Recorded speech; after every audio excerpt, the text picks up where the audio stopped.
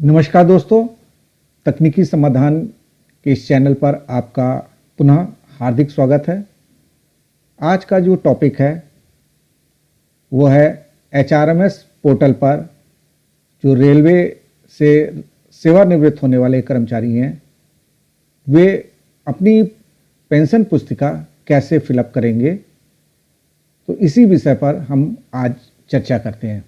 तो सबसे पहले हम अपने एचआरएमएस पे लॉगिन कर लेंगे और लॉगिन करने के बाद आप जो अपने बाईं ओर देखेंगे कि यहाँ पर आपका डैशबोर्ड मिल रहा है, कैडर का मिल रहा है, ऑन बोर्डिंग का मिल रहा है। इसी में आप नीचे सीधे चले आएंगे, ये सेटलमेंट का टैब दिख रहा है आपको।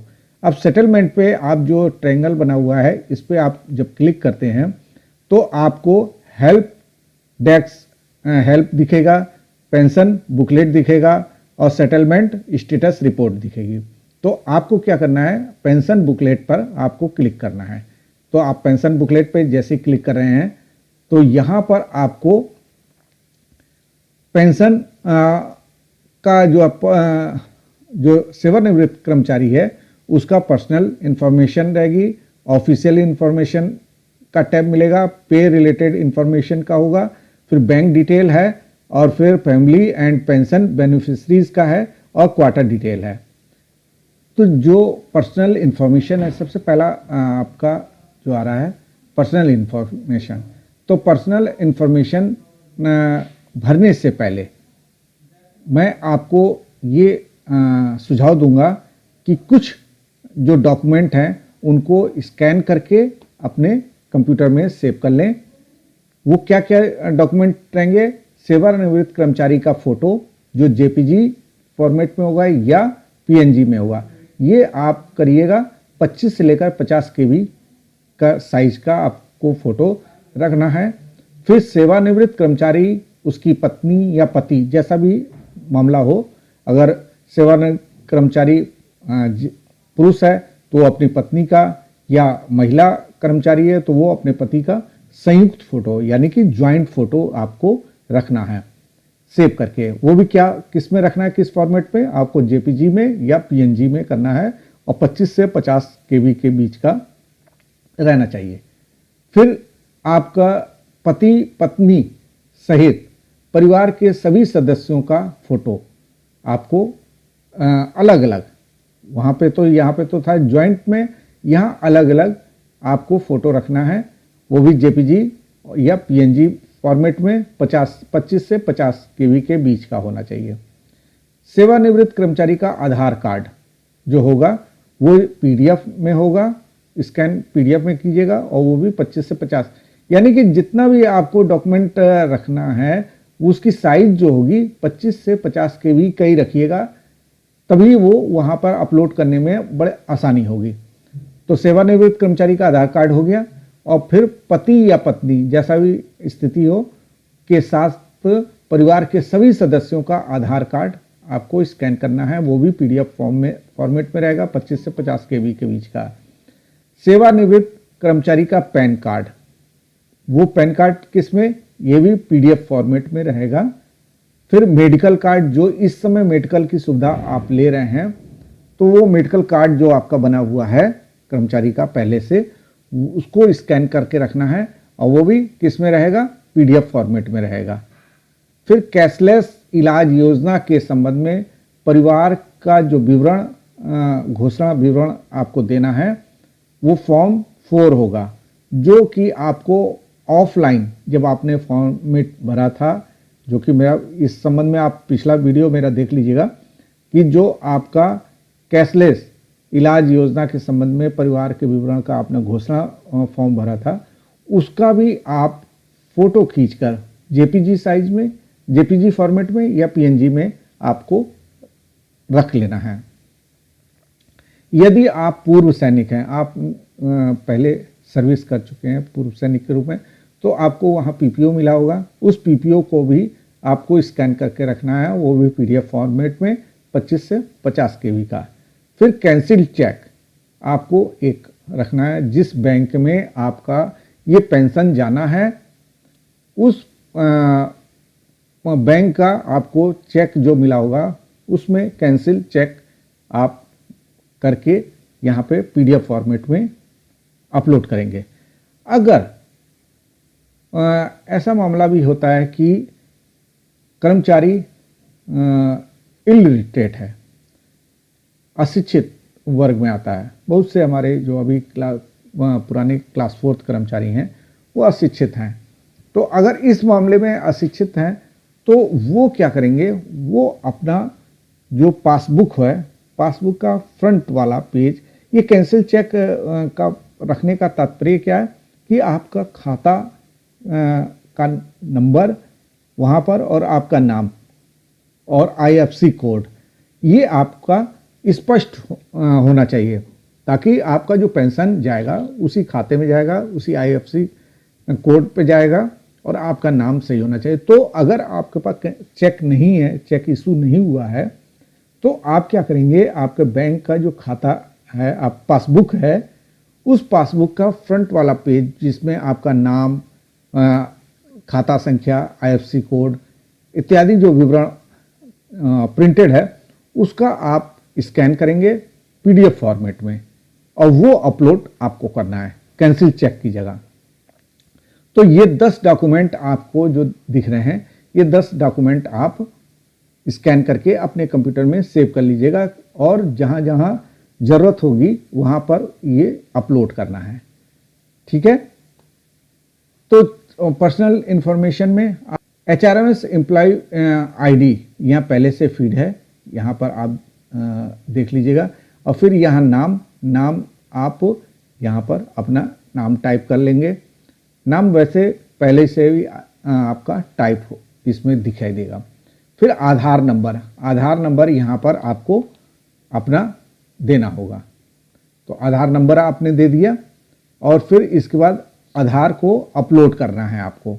यहाँ पे आप चूज़ करेंगे और चूज़ करने के बाद आपका सीधे उस लोकेशन पे जाएगा कि कहाँ पर आपने सेव किया हुआ है।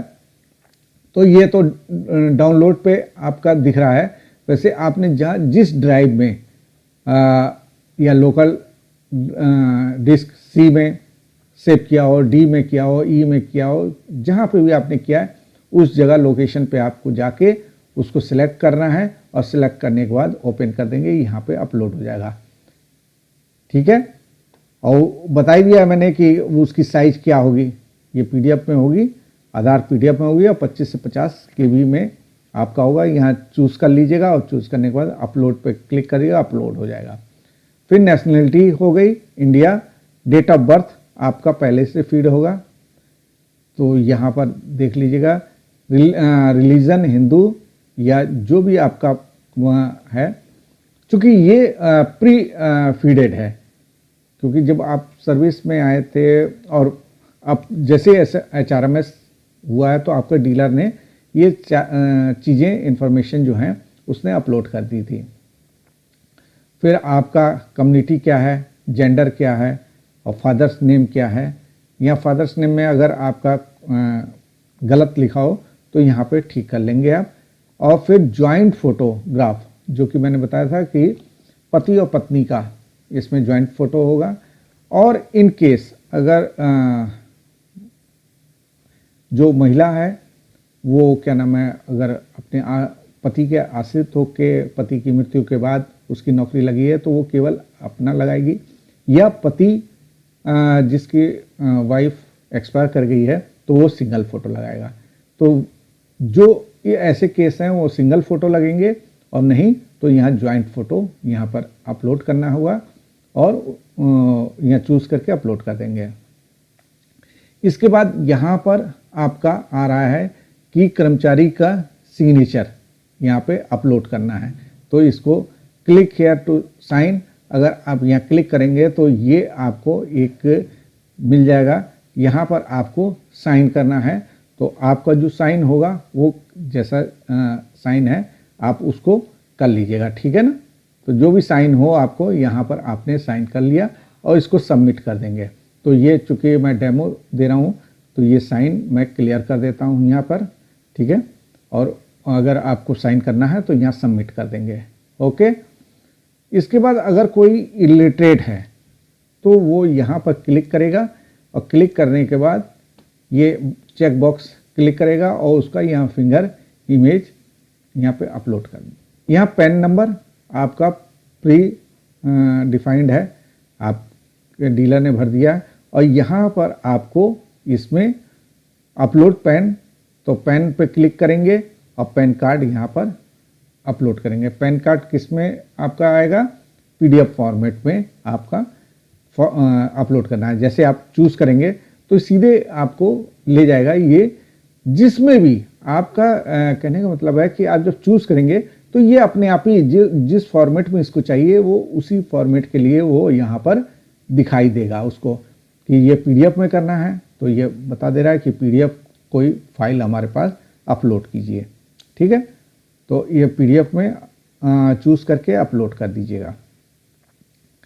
इसके बाद आपका आ रहा आइडेंटिफिकेशन मार्क्स, 2 मार्क्स आपको रखना है। एक यहाँ पर जैसे इसमें लिखा है एक कट मार्क ऑन चिन्ह, तो आपका जो भी पहचान चिन्ह है यहाँ पर एक यहाँ पर करना है और दूसरा आइडेंटिफिकेशन मार्क्स यहाँ पर डालना है। अपनी हाइट लिख देनी है और यहाँ पर करंट फ़ोन नंबर आपको यहाँ पे डालना है। ये फ़ोन नंबर वही होना चाहिए आपका जो आपके पासबुक में हो, बैंक पासबुक में हो। यही अच्छा रहेगा कि आप अपना बैंक पासबुक में जो नंबर हो, फ़ोन नंबर, वो यहाँ पर लिख दीजिएगा। अपना ब्लड ग्रुप इस कॉलम में इस जगह लिखना है और फिर आपको अपना फ़ोटोग्राफ यहाँ पर अपलोड करना है।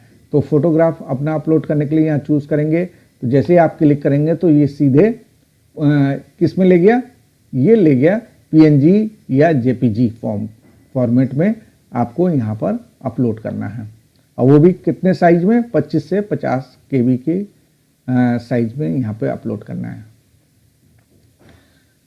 इसके बाद आ रहा है फिक्स्ड मेडिकल अलाउंस ऑप्टेड।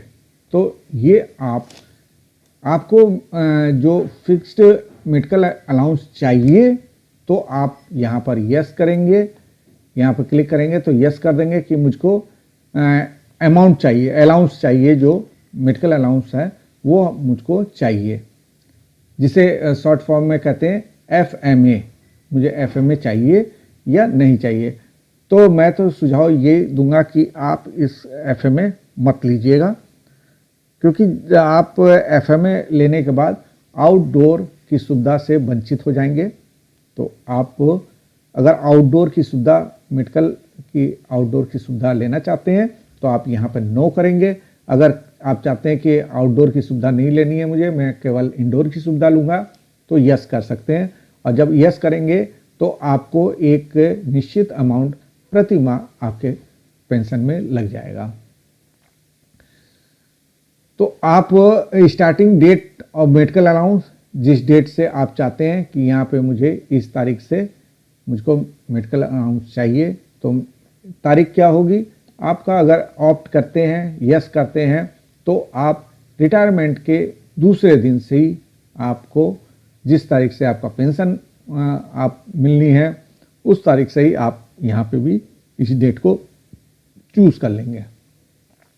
फिर स्पाउस आइडेंटिफिकेशन मार्क, अगर आपकी स्पाउस जीवित है और आपने यहाँ पर जॉइंट फ़ोटो लगाया हुआ है तो उसका आइडेंटिफिकेशन मार्क्स 2 देना है, एक यहाँ पे देना है, दूसरा इस वाले में आपको आइडेंटिफिकेशन मार्क्स देना है। फिर आपका परमानेंट एड्रेस आपका जो है वो यहाँ पर आपको देना है, लेन 1 में, फिर लाइन 2 में, फिर स्टेट आपकी क्या है और यहाँ डिस्ट्रिक्ट क्या है और उसका पिन कोड क्या है, ये आपको भरना है। इसी तरह प्रेजेंट एड्रेस आपका क्या है वो आपको यहाँ पर भरना है। फिर फ़ोन नंबर आफ्टर रिटायरमेंट, आपका रिटायरमेंट के बाद का फ़ोन नंबर क्या रहेगा वो आपको यहाँ पर देना है। अगर आप मैं तो यही सुझाव दूंगा कि जो आपका बैंक में एक ही फ़ोन नंबर चलाइए, ज़्यादा फ़ोन नंबर से कांटेक्ट रखने की आवश्यकता नहीं है। आपका जो बैंक खाते में आपने फ़ोन नंबर दिया हुआ है वो फ़ोन नंबर यहाँ पे कॉन्टैक्ट में अपना दे दीजिएगा। 10 नंबर का वो रहेगा फ़ोन नंबर, या अगर लैंडलाइन नंबर आपको देना है तो एसटीडी कोड के साथ यहाँ पे फिट एंट्री करनी है। या ईमेल आईडी आपकी इस वाले में ईमेल आईडी रहेगी, ठीक है। और फिर medical facility would like avail after retirement, आप रिटायरमेंट के बाद कौन सी मेडिकल फैसिलिटी लेना चाहते हैं। यहाँ पे एक लिस्ट है, RELHS, CGHS या और दूसरी है। तो या जो आपकी पत्नी या पति जो रिटायरमेंट के बाद जो सुविधा ले रहा है वही वाली आप भी लेना चाहते हैं तो आप इसको कर दीजिएगा, ठीक है। तो वैसे RELHS railway employ liberation health scheme जो है ये आपका लिया जा रहा है, और अगर आप CGHS का लेना चाहते हैं तो इसमें इन दोनों में से कोई ऑप्ट कर देंगे, ठीक है। फिर मेडिकल कार्ड नंबर आपका जो है अभी फ़िलहाल के लिए जो आपका इस समय जो वर्तमान में आप मेडिकल की सुविधा ले रहे हैं उसमें आपको जो कार्ड मिला हुआ है वो कार्ड नंबर यहाँ पर आपको नंबर डालना है और यहाँ पर अपलोड करना है वो उस कार्ड का फ़ोटो। तो ये किस में रहेगा ये मैंने बताया हुआ है, ये PDF फॉर्मेट में आपको सेव करके रखना है, और जिस लोकेशन पे आप सेव करके रखेंगे वहीं से इसको यहाँ पे अपलोड कर देंगे। और आप इस समय कौन सी मेडिकल की सुविधा ले रहे हैं ये आप इसमें देख लीजिएगा। CGHS की ले रहे हैं, RMA की ले रहे हैं, क्या ले रहे हैं ये आप यहाँ पर भर देंगे। ये तो आपका पहला पेज है, और यहाँ पर आपके सारे फिंगर्स का यहाँ पे नमूना आपका दिया हुआ है। फिंगर का नमूना थंब का है, इंडेक्स का है, मिडिल फिंगर का है, फिर रिंग फिंगर का है और लिटिल फिंगर का है आपने जो है। और यहाँ पर आपका कैप्चर करना है और सेव एम्प्लॉय फिंगरप्रिंट आपका ये कर लेना है, ठीक है। दूसरा आपका विटनेस, आपका 2 विटनेस लगने हैं। तो पहला विटनेस का नाम, उसका डिजिग्नेशन, उसका डिपार्टमेंट डिजिग्नेशन और RUID नंबर। RUID क्या है कि रेलवे यूनिफाइड ID, ठीक है। ये आपका हो जाएगा। अगर जिसका RUID नंबर जो नए एम्प्लॉई हैं अगर उनका RUID नंबर नहीं है तो वो प्रान नंबर अपना यहाँ पर दे सकते हैं। और इसी तरह दूसरे वाले का 2 विटनेस का है, फिर उनका सिग्नेचर, यहाँ पर सिग्नेचर करने के लिए क्लिक हेयर करेंगे, ये एक बोर्ड मिल जाएगा उनको और यहाँ पर वो साइन कर लेंगे। जैसे यहाँ पे वो साइन कर लेंगे, जैसे मैंने बताया कि यहाँ साइन कर लेंगे और उसके बाद सबमिट कर लेंगे। फिलहाल ये डेमो है तो इसलिए मैं इसको क्लियर कर देता हूँ। इसी तरह दूसरा वाला जो विटनेस है वो अपने यहाँ पे क्लिक करेगा, यहाँ साइन करेगा और सबमिट कर देगा, ठीक है। तो ये हो गया। इसके बाद आप नेक्स्ट पे चले जाएंगे। नेक्स्ट पे जैसे क्लिक करेंगे, और नेक्स्ट करने से पहले मैं आपको बता दूं, सेव एज ड्राफ्ट पे क्लिक, हर पेज पे सेव एज ड्राफ्ट आप क्लिक जरूर कर लीजिएगा। नहीं तो अगर आप नहीं करते हैं और किसी कारणवश लॉग आउट हो गया तो आपको फिर से वही इन्फॉर्मेशन आपको फिर से भरनी हो पड़ेगी। तो सेव एज ड्राफ्ट आप जरूर करते रहिएगा हर पेज पे। नेक्स्ट जैसे कि आपने दूसरे टैब पे आ गया, ऑफिशियल इन्फॉर्मेशन पे आपकी HRMS ID लिखी हुई है, डेट ऑफ स्टार्टिंग पेंशन का लिखा हुआ है, ठीक है। नॉर्मल रिटायरमेंट टाइप क्या है, तो यहाँ पे जब क्लिक करेंगे तो आपको ऑप्शन मिल जाएगा। वैसे तो फिलहाल यहाँ नॉर्मल रिटायरमेंट का लिखा हुआ है। रिटायरमेंट की डेट आपकी यहाँ पे प्री लोडेड है, डेट ऑफ सेशन का भी है, फिर PF नंबर आपका होगा, डिपार्टमेंट है और डिजिग्नेशन, ऑफिस कौन सा है, ऑफिस यहाँ पे लिखा हुआ है लिख देना है। फिर स्टेशन क्या है, आपको यहाँ पे स्टेशन टाइप कर लेना है। तो और कम्यूटेशन परसेंटेज ये आपका देना है, तो आप कितना परसेंटेज कम्यूटेशन कराना चाहते हैं। तो वैसे तो अमूमन ये 40% का है, तो फिलहाल आप जितना करना चाहेंगे यहाँ पर आप परसेंटेज लिख देंगे। जोन आपका क्या है, प्री डिफाइन है। डिवीज़न आपका प्री डिफाइन है। और आप CTSE ऑप्ट करना चाहते हैं। CTSE में कि आप जो कैशलेस चिकित्सा सुविधा आप चाहते हैं, तो आपको यहाँ पर यस कर देना है। और मैं तो यही कहूँगा कि आप इसको यस कीजिएगा। यस करने से कि आपका जो भी अब तो आप जितने भी सुविधाएं हम लोग को मेडिकल की मिल रही हैं, वो अगर आप रेफ़र होकर कहीं जाते हैं दूसरे हॉस्पिटल में जो भी निर्धारित है, तो आपका बिना पैसे का जो कि कैशलेस सुविधा आपको पूरी मिलेगी। वहाँ पे आप भर्ती होइएगा, जितना भी इलाज होगा वो वहाँ से सीधे आपके रेलवे पे चला जाएगा, और वो रेलवे और उस हॉस्पिटल के बीच के जितनी भी पैसों का लेन देन होगा वो होगा, आपसे नहीं होगा। तो यहाँ पे यस कर देना है आप। और यहाँ पर आपको फॉर्म 4 जो कि मैंने आपको बताया हुआ था कि ये फॉर्म 4 है कैशलेस इलाज योजना के संबंध में, जो आपने ऑफलाइन बुकलेट भरी थी, तो उसमें एक पेज था फॉर्म 4 का।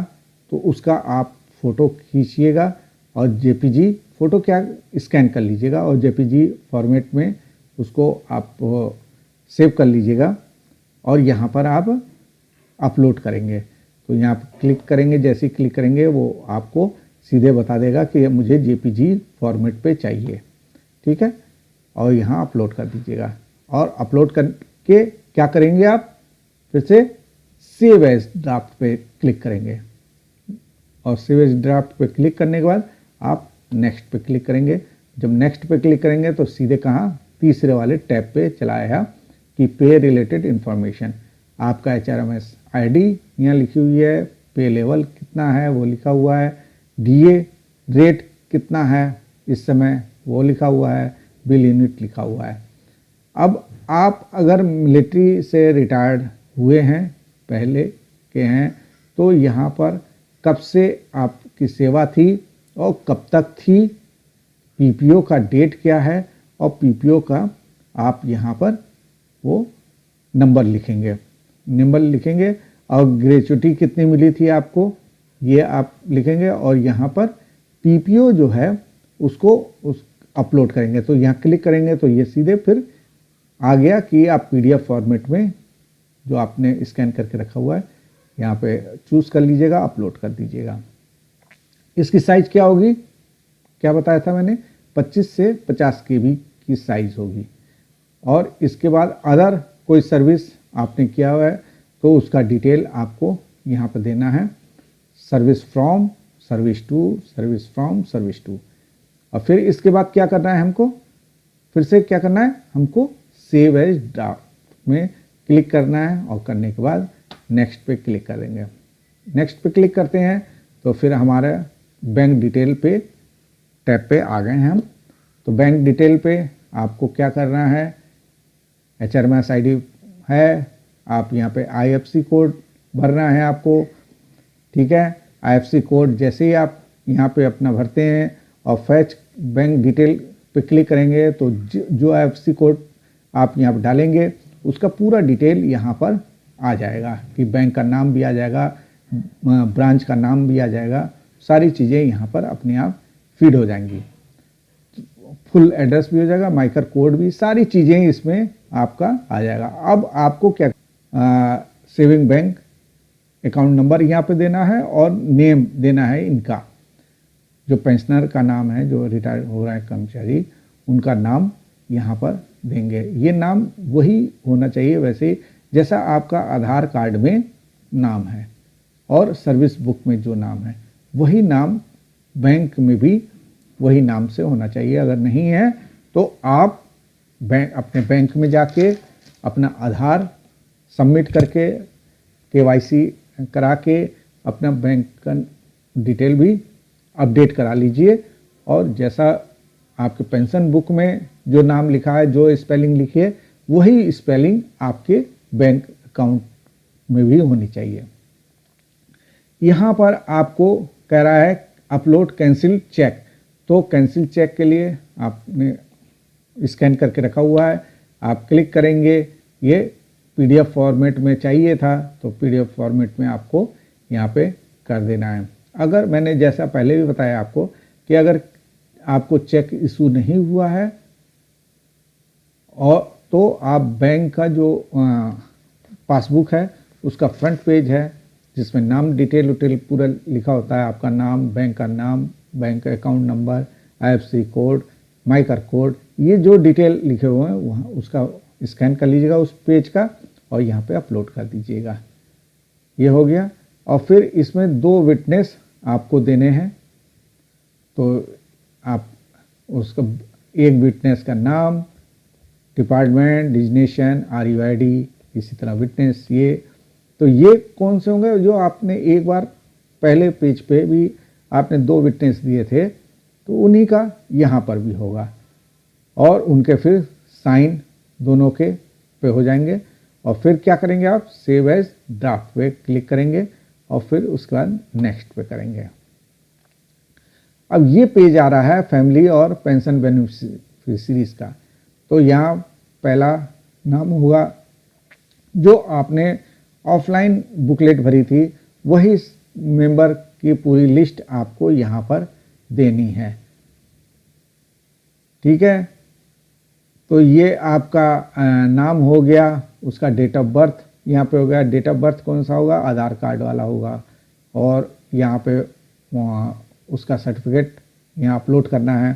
तो अपलोड करने के लिए इनका आधार का जो स्कैन करके रखा है, जैसे मैंने आपको बताया था, इस शुरू में ही बताया है कि सेवानिवृत्त होने वाले परिवार की सभी सदस्यों का आधार पीडीएफ फॉर्मेट में आपको सेव करके रखना था। तो आप इसी का लोकेशन जहां आपने सेव किया है वही लोकेशन आप यहां पर दे देंगे और यहां पर आप अपलोड कर देंगे। रिलेशन आपका क्या है उसके संग, फिर उसका आधार नंबर क्या है, आधार वहाँ पे भी आपको डेट ऑफ बर्थ का है तो डेट ऑफ बर्थ का सर्टिफिकेट आधार ही माना जाएगा। तो आधार वाला यहाँ पे भी अपलोड कर दीजिएगा और आधार यहाँ पर भी अपलोड कर दीजिएगा। और फिर आप वो हैंडीकैप्ड है कि नहीं है वो आप यहाँ पे चूज़ करके यस या नो जो भी स्थिति हो वो करेंगे। फिर नेचर ऑफ हैंडीकैप, अगर यस करते हैं आप तो यहाँ पर टेम्परेरी है कि परमानेंट वाला है उसका हैंडीकैप, तो और डिपेंड है कि नहीं है ये आप यहाँ पर भर देंगे। ठीक है, फिर उसके मैरिज का स्टेटस देंगे कि वो शादीशुदा है नहीं है तो यहाँ पर आप देंगे। और अगर आपने यस नो दिया तो कोई बात नहीं है, यहाँ पे स्पाउस का नाम नहीं देना है। या अगर यस कहा आपने तो उसकी पत्नी या पति का नाम यहाँ पर आपको देना होगा, मैरिज की डेट देनी होगी और फिर उस मेंबर की यहाँ पे फोटोग्राफ्स आपको अपलोड करना होगा। फोटोग्राफ्स जो अपलोड करेंगे वो किस फॉर्मेट में करेंगे, यहाँ आप क्लिक करेंगे तो आपको सीधे पता चल जाएगा कि ये आपको जेपीजी फॉर्मेट में इसको भरना था। ठीक है, तो आपको फोटो अपलोड हो गया। और फिर फैमिली CTSE ऑप्टेड है कि नहीं, करना है कि नहीं। अगर डिपेंड है तभी उसको मेडिकल सुविधा मिलेगी वरना नहीं मिलेगी। तो आप यहाँ पे यस और नो जैसी भी स्थिति हो आप यहाँ पे कर देंगे। आई पास बेनिफिशरीज है कि नहीं है, या यस और नो में आप कहेंगे। पेंशन का बेनिफिट है कि नहीं है, पेंशन उसको चाहिए नहीं चाहिए, ये आप कर देंगे।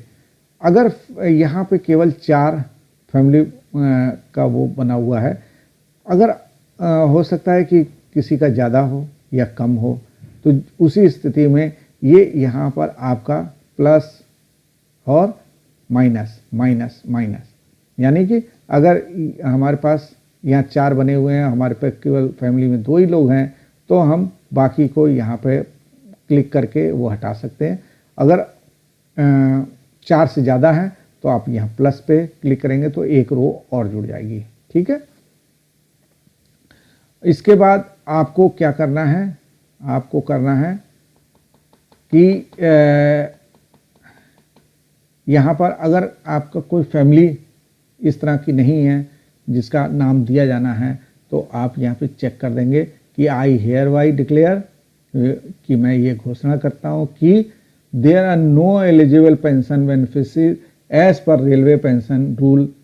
ठीक है, कि पेंशन रूल के अनुसार कोई भी मेरे परिवार में पेंशन लाभार्थी का पात्र नहीं है, लाभ लेने का पात्र नहीं है, तो आप इसको चेक कर देंगे। ठीक है, और दूसरा क्या है, आई हेयर बाई डिक्लेयर, मैं घोषणा करता हूँ कि I have no living family member as per, कि मेरे परिवार में कोई भी ऐसा व्यक्ति नहीं है, जो जीवित व्यक्ति नहीं है जो पेंशन बेनिफिट हो। 2 है, एक तो है कि हमारे परिवार में सदस्य हैं, पहला वाला जो है सदस्य तो हैं, जीवित सदस्य हैं, मगर वो पेंशन लाभार्थी नहीं है, लाभ लेने के पात्र नहीं है। ठीक है, दूसरा क्या है कि मेरे परिवार में कोई व्यक्ति ऐसा जीवित ही नहीं है जो पेंशन लाभार्थी हो, तो तरीके का हो गया। ठीक है, इसके बाद आप क्या करेंगे बताइए, ये सेव एज ड्राफ्ट पे क्लिक करेंगे। ठीक है, सेव एज ड्राफ्ट पे क्लिक करेंगे और चले जाएंगे कहाँ पे, नेक्स्ट पे चले जाएंगे। नेक्स्ट पे गए तो आ गया क्वार्टर डिटेल्स पे। तो क्वार्टर डिटेल्स पे क्या है, आपका HRMS ID पहले से फीड है।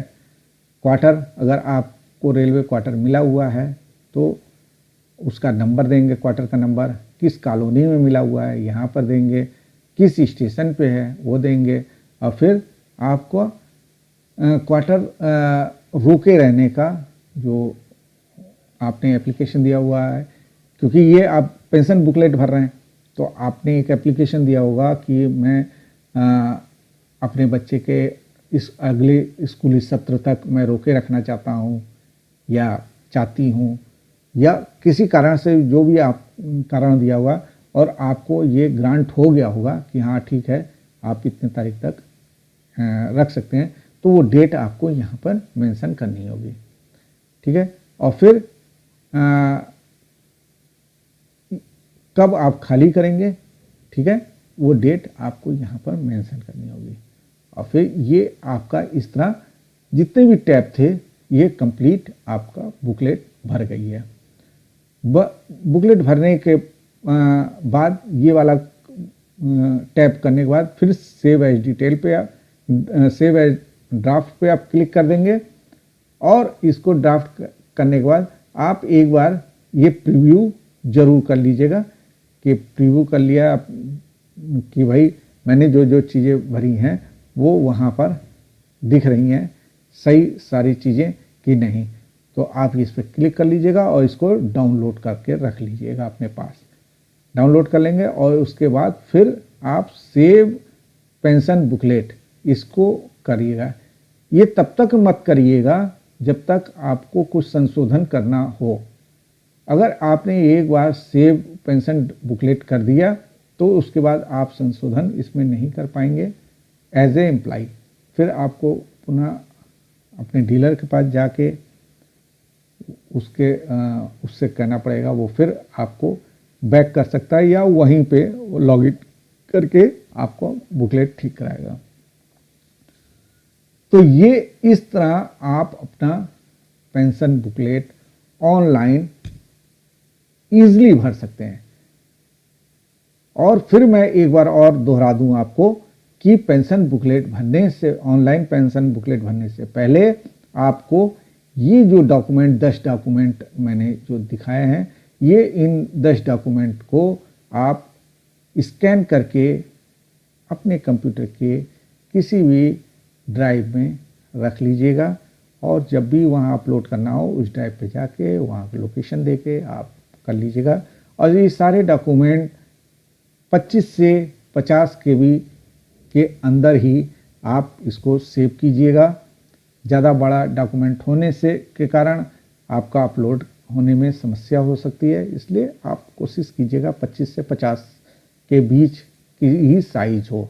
और जो JPG में रिक्वायरमेंट है वो JPG में करिएगा, जिस डॉक्यूमेंट का PDF में रिक्वायरमेंट है उसको PDF में करिएगा। तो दोस्तों ये आज मैंने सोचा कि आपको ऑनलाइन भी भरना बता दिया जाए। अगर आपको ये समझ में आ गया हो अच्छी तरीके से तो आप कमेंट्स ज़रूर कीजिएगा, और अगर नहीं समझ में भी आया हुआ तो आप फिर भी कमेंट्स में ज़रूर करिएगा।